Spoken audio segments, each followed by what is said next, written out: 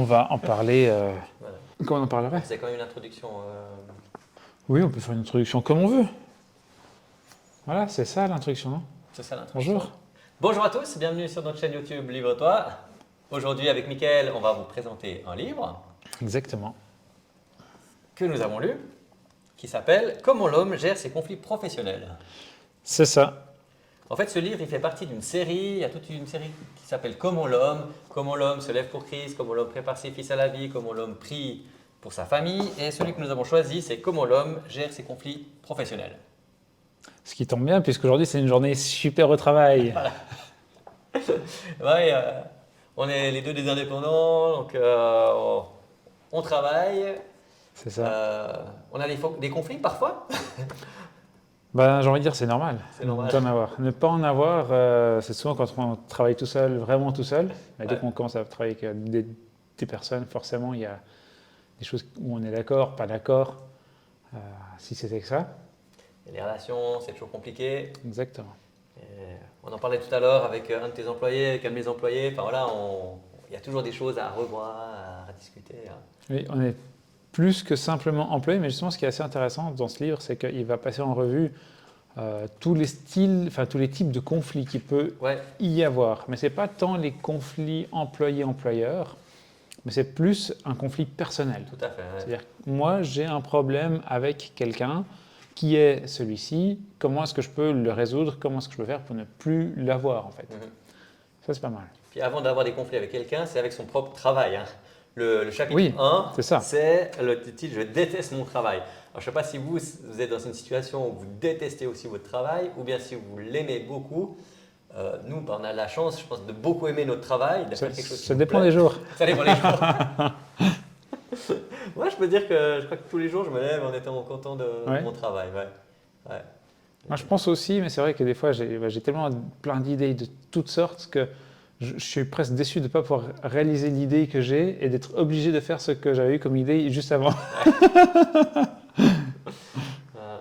Donc, je déteste mon travail. Qu'est-ce qu'il faut faire si on déteste son travail?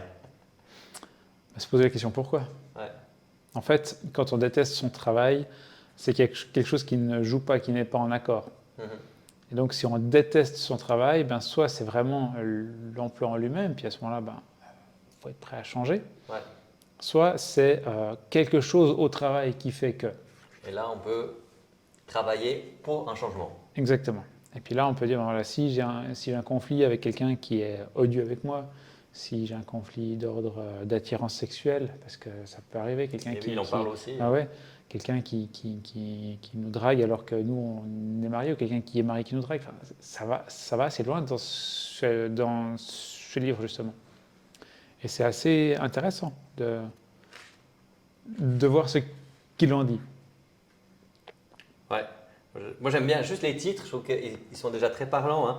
Dois-je quitter mon emploi? Là aussi, à quel moment, enfin, on en parlait tout à l'heure, à quel moment est-ce qu'on doit se dire c'est le moment de partir parce que c'est mieux pour moi de quitter mon emploi? Ou à quel moment, eh bien, je dois travailler pour accepter les choses ou pour changer certaines choses dans ma vie professionnelle? C'est ça. J'essaie de trouver un exemple, mais finalement, le moyen le plus simple, c'est de se demander si vraiment on ne peut rien faire pour changer, parce que souvent, il y a quand même une cause à ça. Mhm. Puis quand la cause, c'est pas nous, ben là, on peut dire, ok, ça vient pas de moi. Enfin, soit j'accepte parce que c'est un temps où je dois passer par là et ça ira mieux, Mhm. mais si on se dit ça trop longtemps, Ouais. ça peut tomber dans autre chose.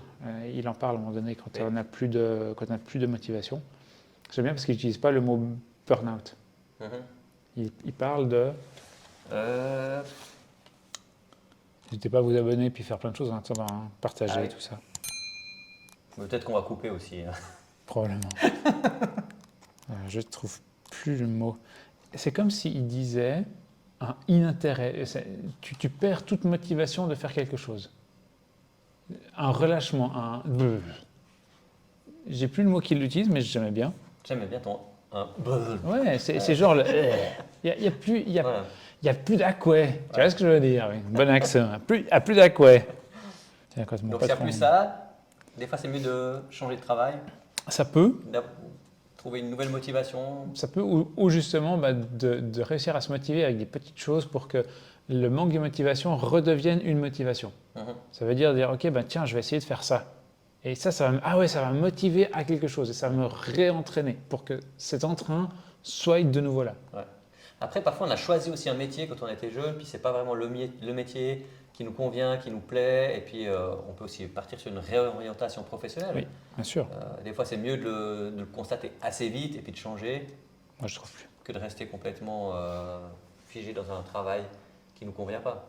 Exactement. Après, il faut voir qu'est-ce qu'il y a comme possibilité de formation, si on peut éviter de perdre un emploi puis de se former en même temps, etc., de ne pas se trouver dans une situation trop délicate. Mais effectivement, des fois, il faut changer. Ça m'est arrivé de changer parce que j'étais face à un patron tyrannique. Et à la fin, le seul moyen était de partir. D'ailleurs, il y a un chapitre mon patron est épouvantable. Oui. Alors, oui, et ce qui est bien, c'est que dans ce chapitre-là, des fois, c'est pas toujours le patron. Ouais. C'est fou, hein? Ça peut être le patron, ça peut être finalement. Ça peut être qu'en fait, on a juste. Lui, il a une façon de voir les choses qui lui est propre. Et puis, il réagit par rapport à sa façon de voir les choses. Et moi, j'ai une autre façon de voir les choses et je réagis par rapport à ma façon. Et ensemble, on ne s'accorde pas. Ça joue pas, Et ça, je trouvais assez intéressant. Parce qu'il y en a qui sont vraiment frustrés, qui sont vraiment odieux. Parce qu'ils sont comme ça, parce qu'ils ont mauvais fond. Mais ce n'est pas la majorité. Mais ce n'est pas la majorité. Et pourtant, on est quasiment tous à médire, en fait, à dire du mal de notre patron, de notre chef. Ah ouais, mais machin. Bon, je pense que beaucoup. Ouais. En tout cas, moi, quand j'étais employé, j'étais pas tendre avec mes patrons. Il y avait toujours un truc qui jouait pas. Moi, je ne sais pas si mes employés me regardent, je ne sais pas qu'est-ce qu'ils pensent de moi. Mais... J'ai envie de dire que probablement que tu dois avoir les oreilles qui sifflent. Comme moi, j'ai mon employé qui doit des fois dire machin chose. C'est possible. Mais je trouve intéressant aussi dans cette relation employeur-employé, c'est qu'en tant qu'employeur, j'ai des différents employés qui ont des façons de vivre, d'agir, de répondre qui sont différents. Il n'y en a pas une qui est juste ou fausse, mais moi, je dois m'adapter aussi à la personne que j'ai en face de moi pour que ça puisse fonctionner, que notre travail puisse bien fonctionner ensemble. C'est principalement le rôle du patron quand même. Oui. Et après, aussi le rôle de l'employé de comprendre comment est son patron. J'avais typiquement dans un ancien emploi, il y avait des chefs qui changeaient assez souvent. C'est-à-dire que tous les 1 an et demi, c'était un directeur différent. Je suis resté 11 ans dans une première partie, puis 6 ans dans une autre, ce qui fait que j'ai eu le temps d'en voir passer. Quand il y avait un nouveau chef qui venait, il fallait qu'on s'adapte à ce qu'aimait ce nouveau chef. Et si on ne faisait pas ce qu'il aimait, il nous trouvait nuls ou c'était pas bien, il fallait refaire, alors que c'est exactement ce qui était parfait à faire avant. Et en fonction de ça, on comprend quel est le but du patron, quelle est la façon de faire.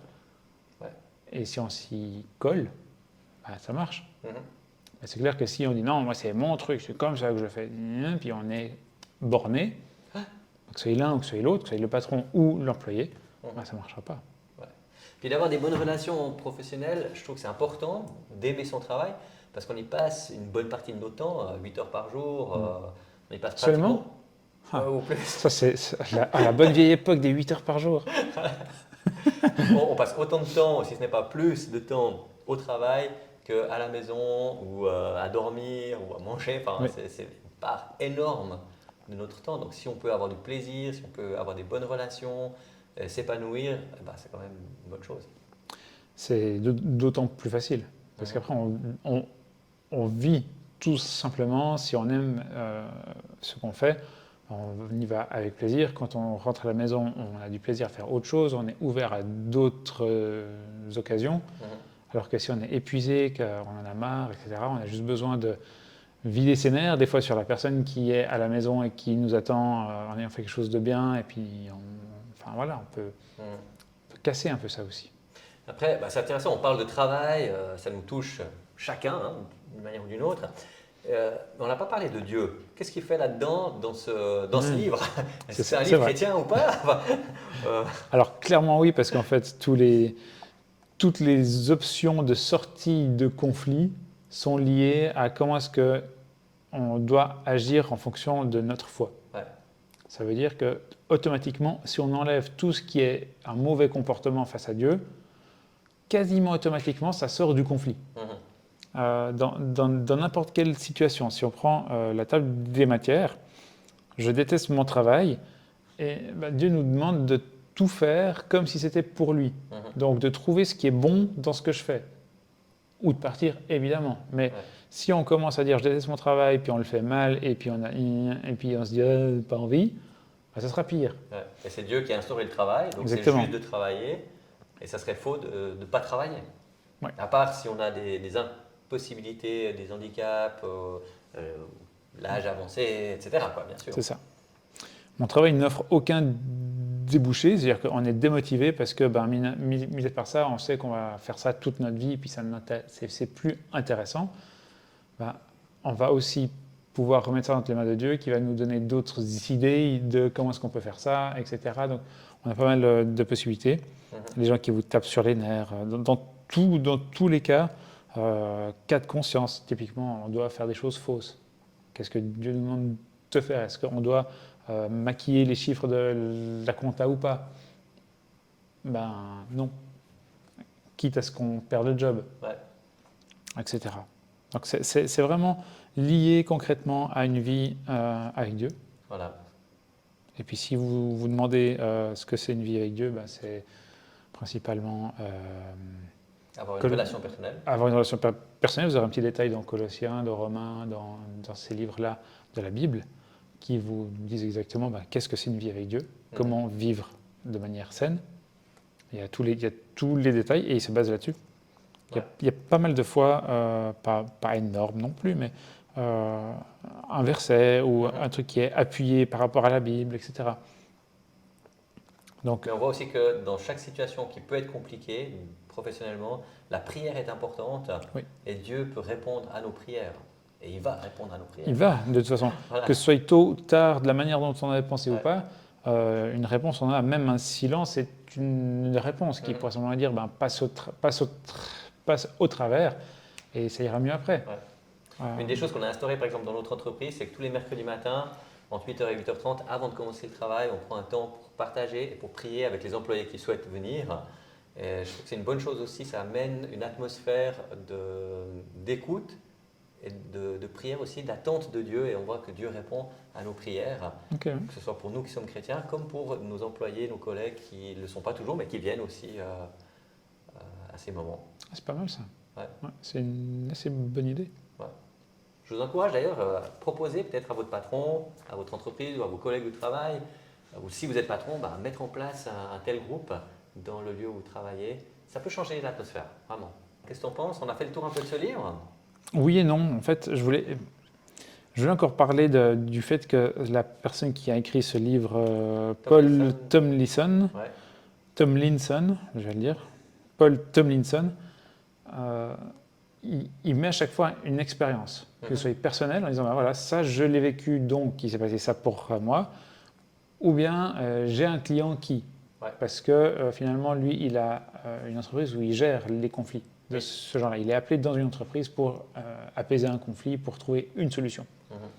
Et justement, il a des gens qui viennent le voir de manière indépendante pour dire voilà, j'ai un problème avec ça, comment est-ce que je peux faire? Et il va à chaque fois relater une histoire de quelqu'un qui est arrivé en disant j'en ai marre parce que. Et du coup, il ne va pas forcément donner la solution, mais dire voilà, il est venu avec ça et voilà ce qu'on pourrait faire. Parce que le but, ce n'est pas de se coller en disant ah, lui, il a fait ça, donc c'est ça qui marche. Ce n'est pas une recette. Chaque situation, chaque personne est différente. Donc exactement. Il y a plein de listes, en fait. Typiquement, voilà, c'est ça. Vous pouvez faire ça, ça, ça ou ça. Voilà, si on regarde ici, tiens, si tu veux le tenir, parce que tu as une caméra qui est pile poil centrée sur toi. Voilà. Un peu plus haut peut-être, voilà, parce que tu es vraiment bien cadré. Tip top. T'avais pas pensé. Hein. Donc vous voyez, hop, des listes de différentes choses qu'on peut faire. Je vais même le regarder là, c'est eux qui nous voient bien là. Voilà. Donc c'est pas que de la théorie, c'est aussi son expérience, la pratique qui est partagée dans ce livre. Oui, exactement. Et puis c'est ce qui permet de le lire assez facilement, de prendre un chapitre, et puis j'ai fait comme ça, chapitre après chapitre. 10 chapitres, 10 jours. Oui, c'est à peu près ça. Voilà. Quelques fois plus, puis le lendemain pas. Enfin, tu vois, on se comprend. Hein. Voilà. Des fois on a le temps, puis des fois on n'a pas vraiment le temps. Ouais. Moi, je te l'ai donné à peu près il y a une dizaine de jours, je crois. 2 Euh, semaines peut-être. Donc, Oui, c'est ça, oui. correspond, ouais, tout à fait. Voilà, donc maintenant tu peux prendre le suivant, aussi une dizaine de chapitres, une dizaine de jours. Oui, effectivement. Moi, j'en ai commandé un autre, que je voulais lire. Là, ouais. Ouais. Bon, bientôt on va vous faire une nouvelle présentation. Puis si vous avez une idée d'un livre aussi que vous aimeriez bien qu'on puisse lire et que vous partager, c'est volontiers. Exactement. Comme ça, Philippe va pouvoir aussi lire l'autre livre que j'ai commandé. Exactement. Parce qu'il n'a pas lu encore celui-ci. Non, je ne l'ai pas encore lu. Ah, tu vois. Exactement. Eh bien, merci beaucoup, Mickaël. Et merci à chacun de vous de nous avoir suivis jusqu'à la fin. Merci à toi, Philippe. Et profitez d'une bonne lecture. À bientôt. À bientôt. On a fait le tour. On a fait le tour.